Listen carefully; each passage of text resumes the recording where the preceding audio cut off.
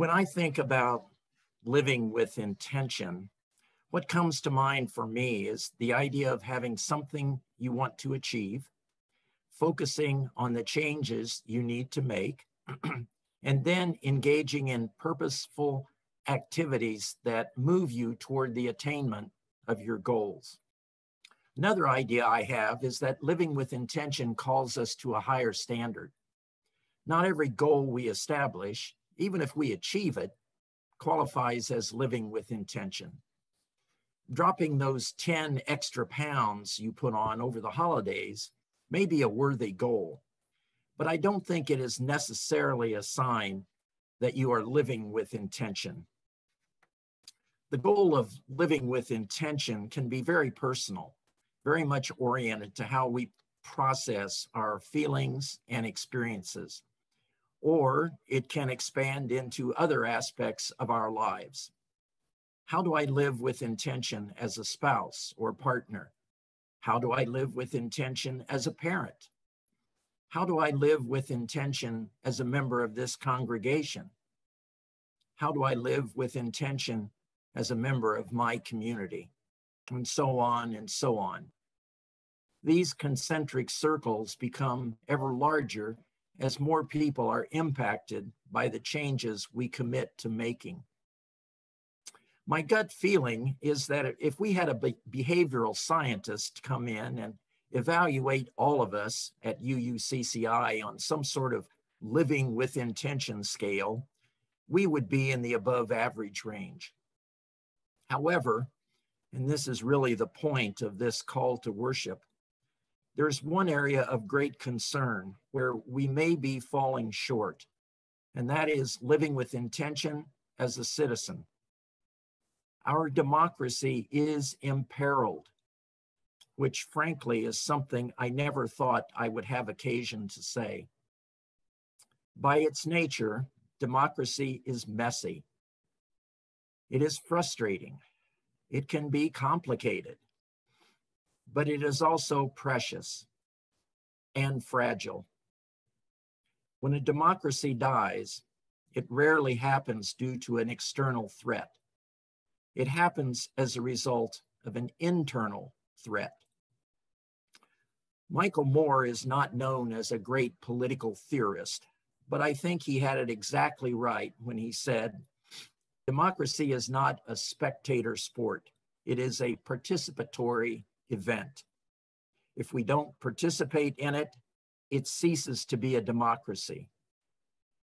My only suggested improvement would be if we don't participate in it with intention, it ceases to be a democracy. Come, let us worship together as we seek to live with intention, within, among, and perhaps most especially beyond.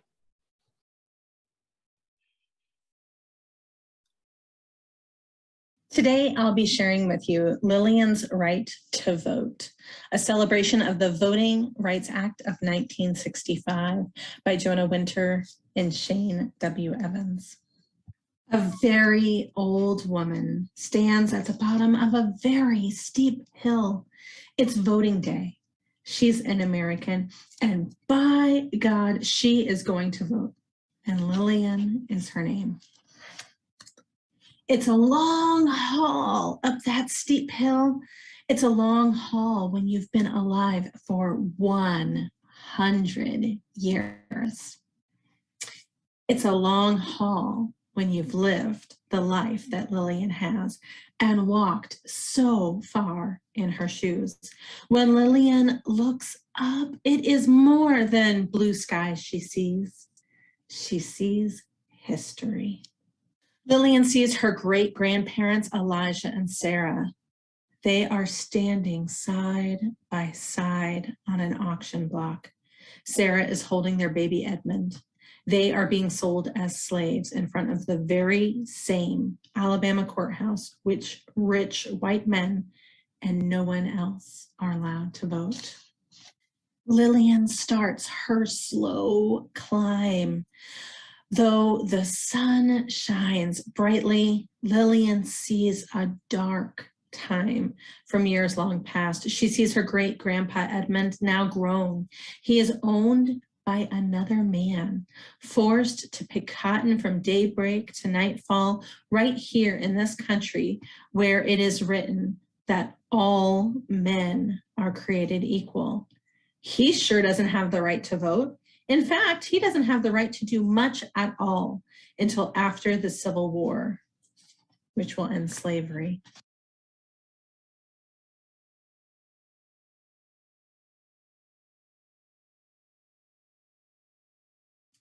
As Lillian inches up the hill, past one neighbor's house and then the next, she sees her great-grandpa Edmund on his way to vote for the first time. Thanks to a law that was passed in 1870, the 15th Amendment of the United States Constitution, which says that American citizens' right to vote shall not be denied or abridged on account of race, color, or previous condition of servitude, even though the law does not allow women to vote. Great-grandma Ida is there with her husband. Lillian feels their dignity and their pride as they enter that courthouse for the first time. But as Lillian continues and the hill gets steeper, but that hill is steep. She sees what happens just 20 years later, right there in Alabama. There's her grandpa Isaac at the courthouse being charged a poll tax to vote, a tax he does not have the money to pay. So much for that 15th Amendment, so much for Grandpa Isaac's right to vote. Lillian pauses to catch her breath. Hearing now the voice of her Uncle Levi, he is telling her about those tests that he was forced to take when he tried to vote, and about that sneer on the registrar's face when he asked, "How many bubbles are in a bar of soap?" Her uncle's lips went so tight as he recalls being asked to name all 67 judges in the state of Alabama, and being turned away when he failed to answer such questions. As Lillian pushes on, struggling to keep her balance, she sees a brave girl standing next to her mother and father as they try to register to vote. The year is 1920, and the 19th Amendment has just passed, a law allowing women to vote. That girl is Lillian herself with her mama and papa. They are being chased away by an angry mob. There's Mr. Bentley, the barber, Mr. McCrory, who owns the ice cream shop, and she feels the firm grip of her mother's hand as they run through the streets back home. And though today the birds are singing and people are smiling, Lillian sees a vivid orange and brilliant red, the cross burning on the lawn of her childhood home, set aflame by the same angry mob just because her parents wanted to vote. This is something she will always see. Lillian stops in her tracks, unable to keep going. As she stands there, she sees herself trying to register to vote for the very first time. She sees the blank piece of paper on which she must write down a section of the US Constitution, word for word, as it is being mumbled by the registrar, a test she could not pass. No one could. "Are you going to vote?" she asks a young man who she passes on her route. "Yes, ma'am," he answers. "You better," she says, and she means it. For Lillian sees the funeral procession for a man named Jimmy Lee Jackson, a 26-year-old shot by a policeman over nothing more than taking part in a peaceful protest. It is March 1965. All he wanted was justice and the right to vote. Looking up to the top of the hill, Lillian wonders how she will ever make it. It looks so far, and she is so tired, though her feet and her legs ache with 100 years of walking. What fuels her ancient body is seeing those 600 people beginning a peaceful protest march from Selma to Montgomery. People who, though they don't know it yet, will be stopped on a bridge in Selma by policemen with clubs. All they want is justice and the right to vote. At the front is future Congressman John Lewis, whose forehead will always bear the scar from where he was beaten. And as long as Lillian still has a pulse, she is going to vote. And so she keeps on climbing, keeps on seeing, this time the second march from Selma. This march also ends on a bridge in a prayer led by Reverend Martin Luther King Jr., whose dreams of justice for African Americans are already famous. Wherever he went, he lifted people up with his words, and his words still lift up Lillian, who, seeing the top of the hill, is not about to stop. Footstep by footstep, she keeps on going, just as the marchers from Selma to Montgomery keep on going through the cold and rain, finally making it all the way to Montgomery on their third march. She sees them all: Martin Luther King, John Lewis, rabbis, priests, and 25,000 others. Lillian is there. She can still hear Reverend King asking how long they would have to wait for justice. She can still feel the power of his voice when he says, "Not long." And as she takes those final steps to the top of the hill, Lillian can see how Reverend King was right. For she can hear the voice of President Lyndon Johnson on her TV saying to America, "Every American citizen must have an equal right to vote. There is no duty which weighs more heavily on us than the duty we have to ensure that right. All of us must overcome the crippling legacy of bigotry and injustice, and we shall overcome." Before Lillian walks through the doors of the building, where you better believe she will vote, she looks up and she sees the same blue sky, brighter than any sky she's ever seen, that she saw on August 6, 1965. That was the day President Johnson signed the Voting Rights Act, the one law protecting all Americans' right to vote. In every state and every town, the one law protecting Lillian as a full-fledged citizen of the United States. She enters the building, and as Lillian steps into the voting booth, once again, she sees herself stepping into the voting booth in 1965 for the very first time. And she knows full well she would not be standing there today if it were not for the people who marched and the people who died and for her right to vote. Lillian touches her finger to the lever, and because she is a citizen of the United States of America, protected by the Voting Rights Act of 1965, Lillian pushes that lever. Lillian votes.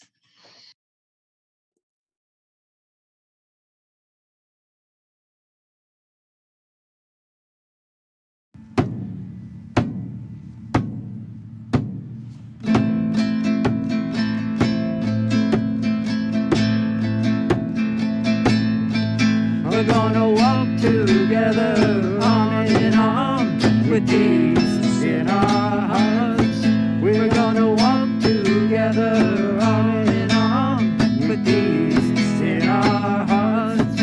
We're gonna walk together, arm in arm, so our sisters and brothers won't come to any harm. And we know we got peace in our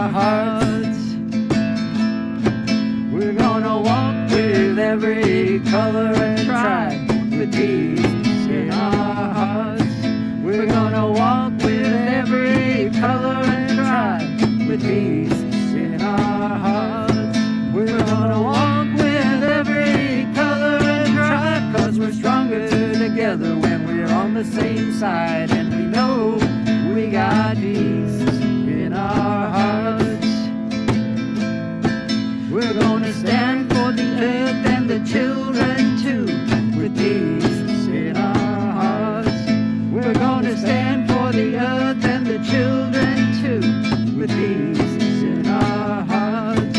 We're gonna stand for the earth and the children too. It'll take everyone to make this dream come true, and we know we got peace in our hearts. We're gonna stare into the face of the hateful mind with peace in our hearts. We're gonna stare into the face of the hateful mind with peace in our hearts. We're gonna stare into the face of the hateful mind, and all we gotta do is let our love light shine, and we know we got peace in our hearts. We're gonna walk together arm in arm with peace in our hearts. We're gonna walk together arm in arm with peace in our hearts.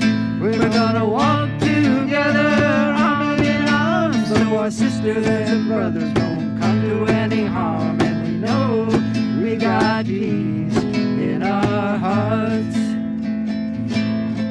And we know we got peace in our hearts.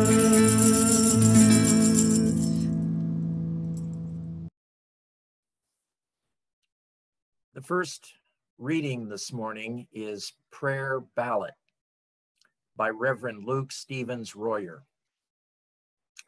I walk in as on a pilgrimage. The altar cloths are red, white, and blue. The ushers are the women who've been running these things, who have been running everything since before I was born. I'm handed the ballot like a scroll because the questions seem that important, ancient and modern, of what my God and country ask of me. Who for commissioner, mayor, president? Who for District 8, Ward 7, school board? Who will do justice, love mercy, and walk humbly? I make my mark with at least a shred of hope that something good will come of this. And regardless, I remember, the world won't be destroyed entirely by this. The world won't be saved entirely by this. Marking my vote is like kneeling in prayer, because neither will accomplish anything right away. But the purpose of both is to remind me of my deepest hope for the world that I'm trying to help create.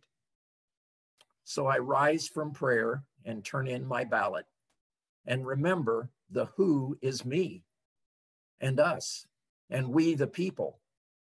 And again, I set to the task that is mine: justice, mercy, humble service in my small corner of the world.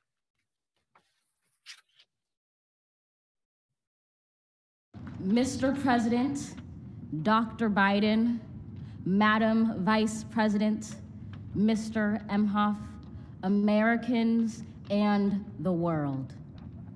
When day comes, we ask ourselves, where can we find light in this never-ending shade?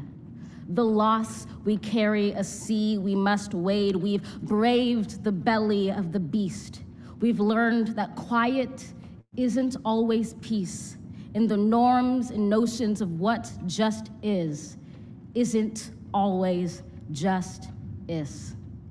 And yet the dawn is ours before we knew it. Somehow we do it. Somehow we've weathered and witnessed a nation that isn't broken, but simply unfinished. We, the successors of a country and a time where a skinny Black girl descended from slaves and raised by a single mother can dream of becoming president, only to find herself reciting for one.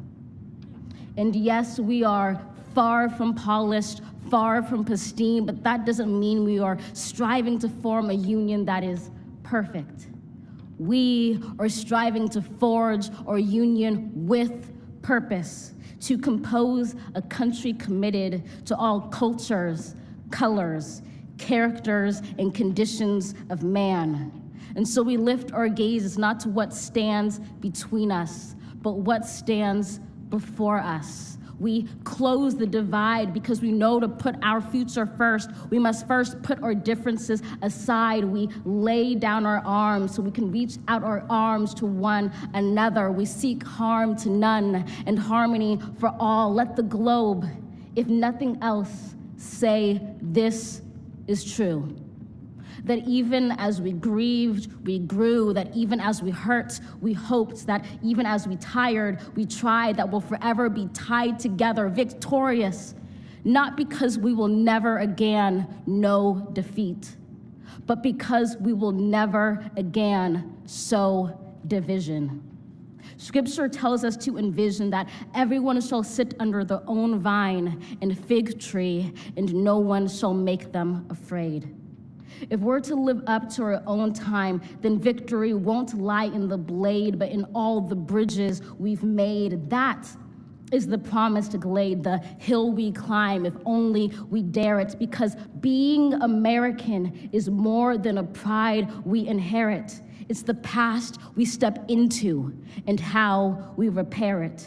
We've seen a force that would shatter our nation rather than share it, would destroy our country if it meant delaying democracy. And this effort very nearly succeeded. But while democracy can be periodically delayed, it can never be permanently defeated. In this truth, in this faith we trust, for while we have our eyes on the future, history has its eyes on us. This is the era of just redemption. We feared it at its inception. We did not feel prepared to be the heirs of such a terrifying hour, but within it we found the power to author a new chapter, to offer hope and laughter to ourselves. So, while once we asked, how could we possibly prevail over catastrophe? Now we assert, how could catastrophe possibly prevail over us? We will not march back to what was, but move to what shall be, a country that is bruised but whole, benevolent but bold, fierce and free. We will not be turned around or interrupted by intimidation, because we know our inaction and inertia will be the inheritance of the next generation. Our blunders become their burdens, but one thing is certain. If we merge mercy with might and might with right, then love becomes our legacy and change our children's birthright. So let us leave behind a country better than the one we were left. With every breath from my bronze-pounded chest, we will raise this wounded world into a wondrous one. We will rise from the gold-limbed hills of the West. We will rise from the wind-swept Northeast, where our forefathers first realized revolution. We will rise from the lake-rimmed cities of the Midwestern states. We will rise from the sun-baked South. We will rebuild, reconcile, and recover in every known nook of our nation, in every corner called our country. Our people, diverse and beautiful, will emerge battered and beautiful. When day comes, we step out of the shade of flame and unafraid. The new dawn blooms as we free it. For there is always light, if only we're brave enough to see it, if only we're brave enough to be it.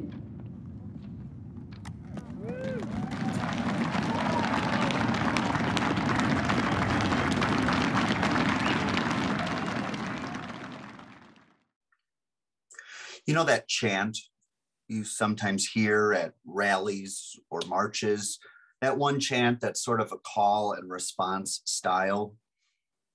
It is one where one person shouts out to the crowd, "Tell me what democracy looks like." And the crowd responds in unison, "This is what democracy looks like." And the leader repeats, "Tell me what democracy looks like." And so does the crowd. "This is what democracy looks like." Tell me what democracy looks like. This is what democracy looks like. Tell me what democracy looks like. This is what democracy looks like. And that's it. It just keeps repeating. And you have to admit, it's pretty catchy, simple and catchy. And for some, and for all, I would bet, those walking to City Hall or to a site of a recent police shooting for vigil, the power and momentum of that chant inevitably drives the people further and further forward. I've been thinking a lot about this chant these past few weeks. I've been thinking a lot about democracy in general as well. January may always now be a month of reckoning with our democracy in the United States after the events of January 6th, 2021. The insurrection that left people dead and injured was a surreal and heart-wrenching picture for many of us watching from home. But why? Why was this so difficult to witness? Well, in part, it was difficult because what we were witnessing on that fateful day last year was a threat to our democracy and our future as a nation. The insurrection was happening at the very moment that Congress was certifying the results of the 2020 election. Congress was fulfilling its constitutional responsibility to ensure that our democracy persists. That is what democracy looks like.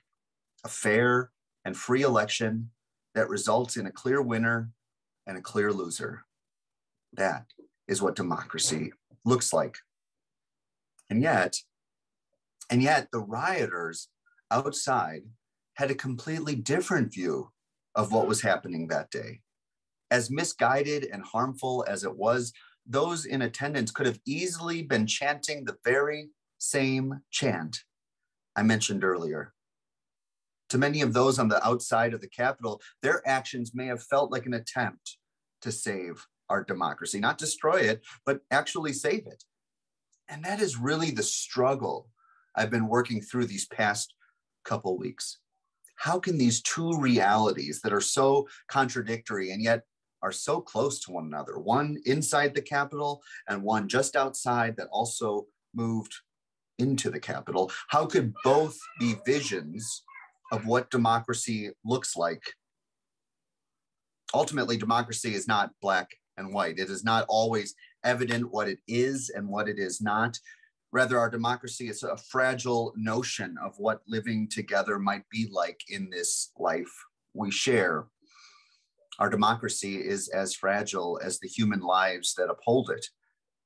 And therefore, when democracy feels threatened, when democracy is on the brink of failure, those who cherish democracy may feel an existential threat, an existential unrest.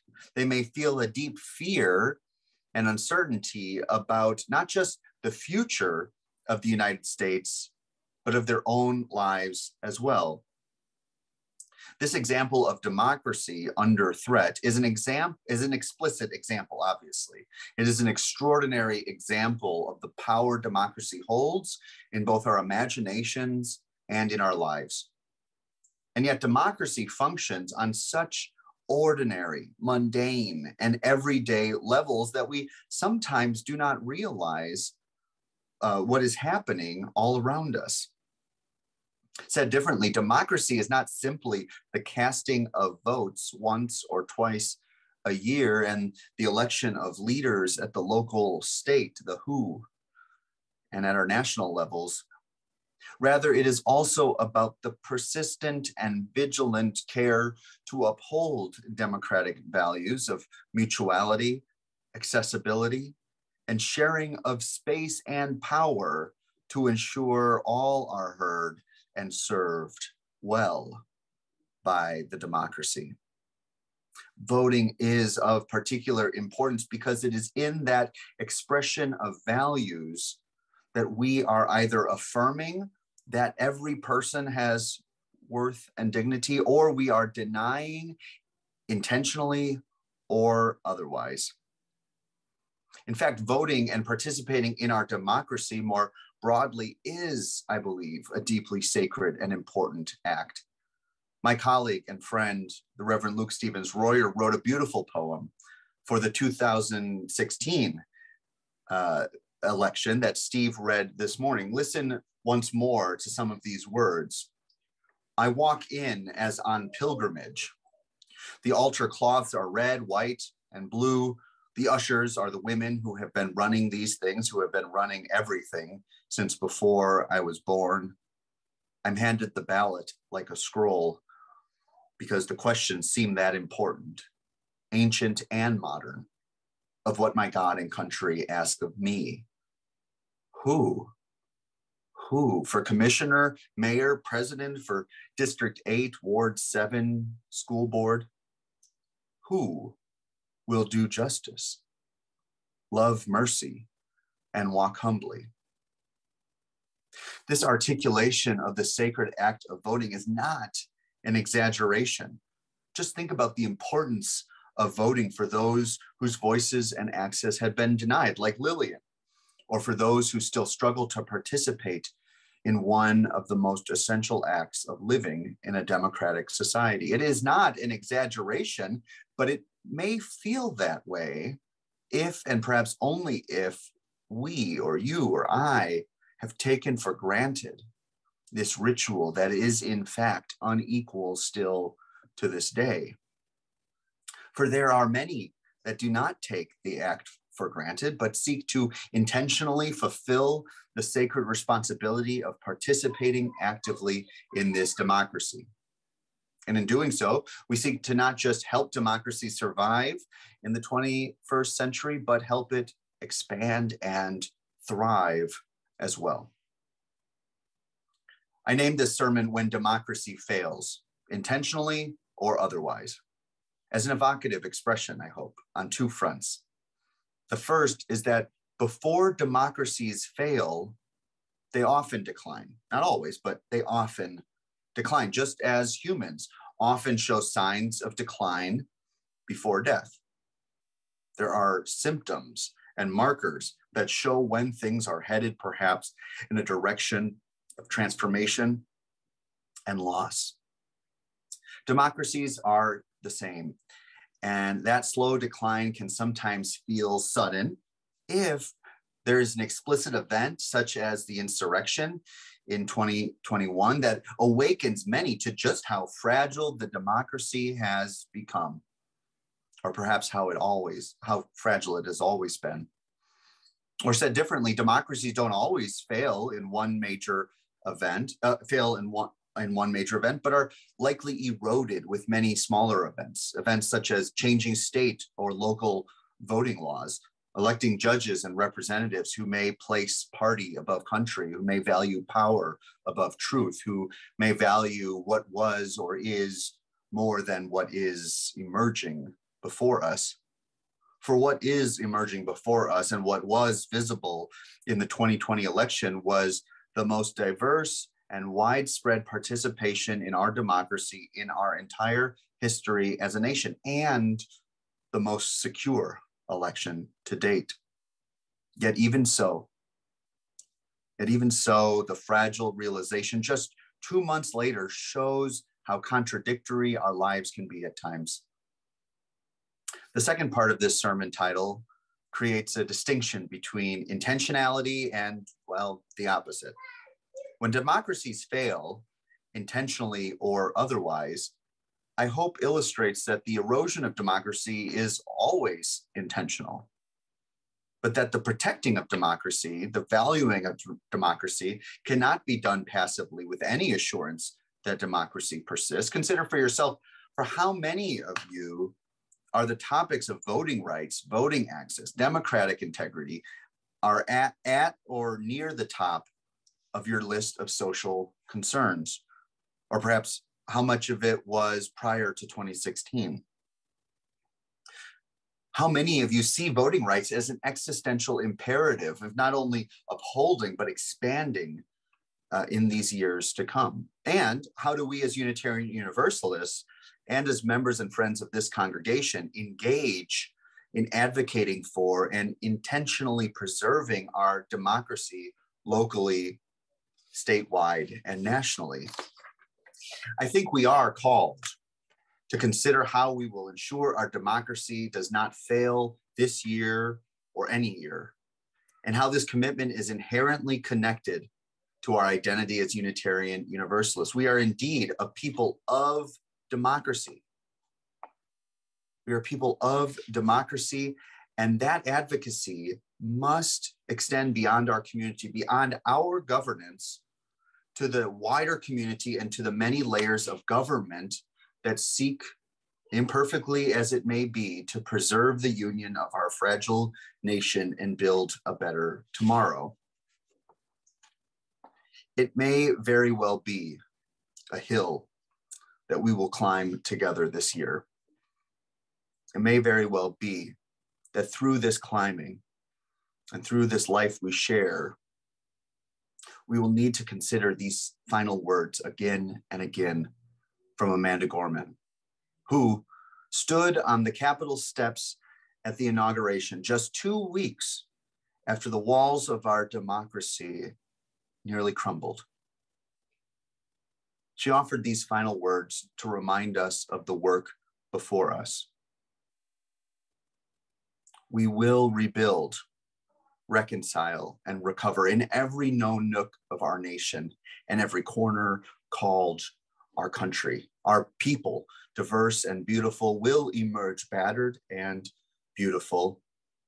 When day comes, we step out of the shade aflame and afraid.